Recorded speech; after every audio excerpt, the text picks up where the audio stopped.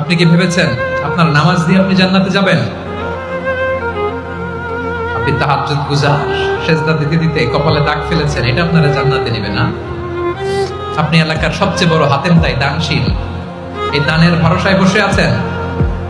কুশিন কালো আমাদের নামাজ, আমাদের রোজা, আমাদের ইবাদত, এগুলোকে মিজানের পাল্লায় উঠালে কোনো ওজনই হবে না।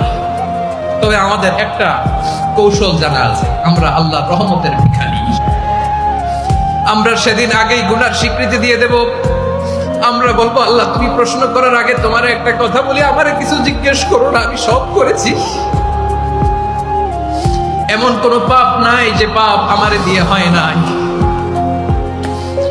তোমার রহমত দিয়ে তুমি জান্নাতে পাঠাবা, তোমার দয়ায় জান্নাতে যেতে চাই, আমল দিয়ে না। পারবেন বলতে?